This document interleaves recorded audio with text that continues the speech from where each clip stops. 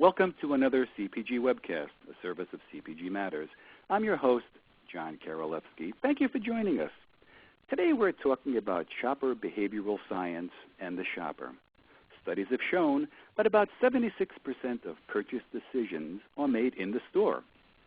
As a result, there's increased interest in the study of mechanisms that produce consumer behavior that runs counter to the predictions of rational economic theory.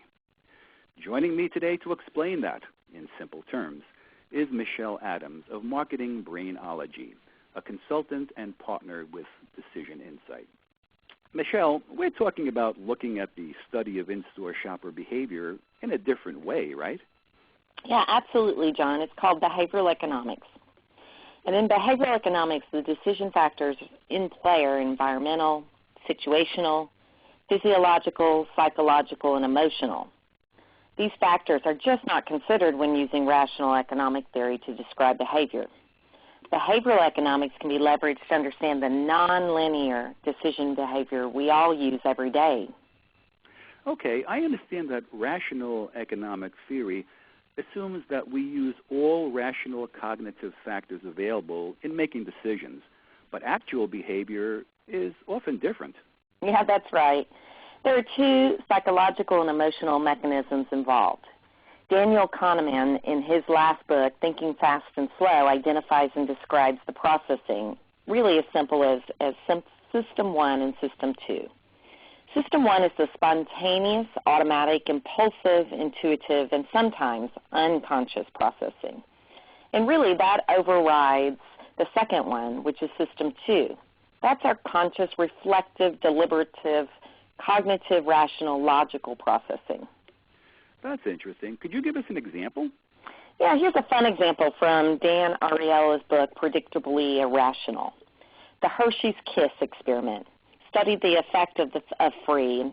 First respondents were offered the choice of purchasing a Lindt truffle for 15 cents or a Hershey's Kiss for 1 cent. Almost three-fourths, 73% of the respondents chose to pay 15 cents for the Lindt or truffle, thinking it was worth at least 14 cents more than the Hershey's Kiss.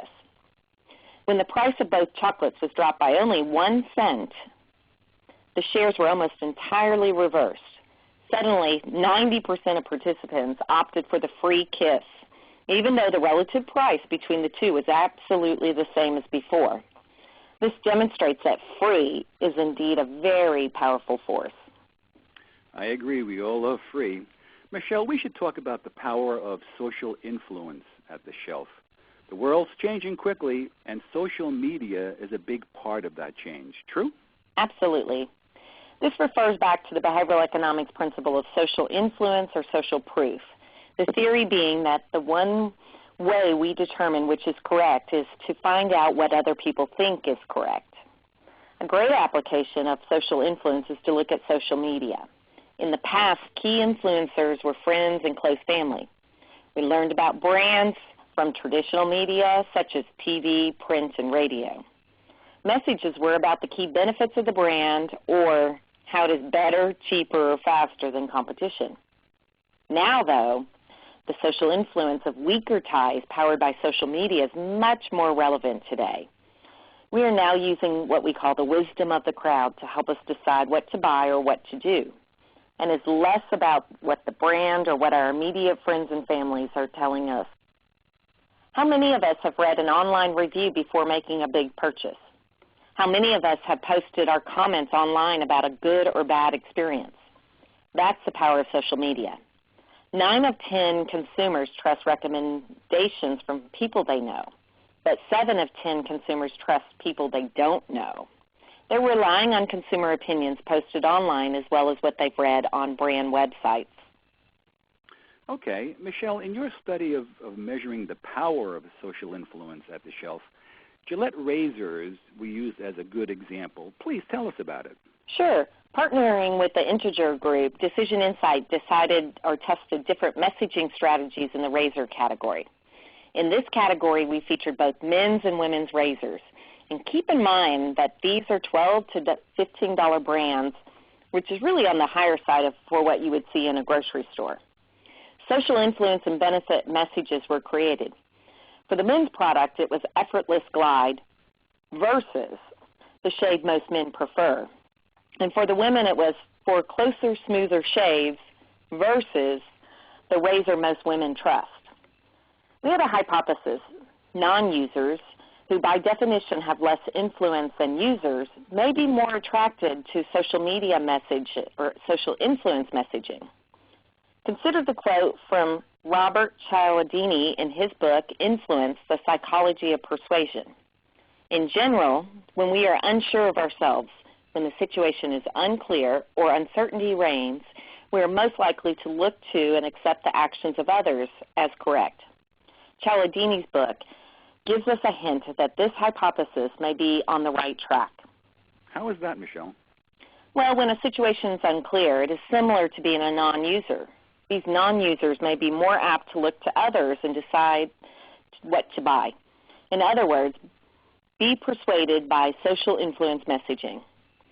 On the other hand, reinforcing brand messages and benefits may be the right strategy for users to show them they make the right choices to enhance repeat behavior and loyalty to the brand. So we dug a bit deeper, and that's what we found. The social influence message resonates more with non-users, and conversely, the benefit message more with users. Okay, and how did that play out with Gillette? Well, the benefit messaging resonates with 2 out of 3 Gillette users, while social influence messaging resonates with 2 out of 3 Gillette non-users. Striking difference. So we were on to something. Looking more closely at the non-users, we saw that those viewing the social influence message rated Gillette more favorably on 2 key dimensions. Made by a trusted brand and is the market leader. This implies that they were looking for some reinforcement from the crowd in order to purchase the product for the first time. They are more persuaded by it being from a known brand and being from a market leader. This leads us to the conclusion that when we aren't familiar with a brand as a non-user, we tend to look more to the outside, to social forces, to help make a decision. It's about trust, believing in the market leader, and following the wisdom of the crowd. And this is especially true for more expensive brands where more is at stake. That's interesting, Michelle. I'm sure our audience is learning a lot. We only have a few minutes left, so please tell us about Shopper IQ and how it relates to our discussion today. Sure. Shopper IQ is decision insights expertise in understanding the emotional and cognitive decisions where they happen in the store. Using their validated suite of virtual research solutions, DI understands the behavior and emotion of the shopper decision process and measures the economic impact of in-store strategies at the shelf. Fine. Any closing thoughts? Yeah, only to stress how important it is to understand that shopper decision process, or what we call at DI the shopper decision hierarchy, which factors influence consumer choice. What is the optimal product assortment and arrangement? Are there any white space opportunities? And as you explore ways to use and apply behavioral economics in your marketing activities, it's crucial to test ideas and measure the sales impact of these strategies in a competitive context before going to market. Thanks, Michelle.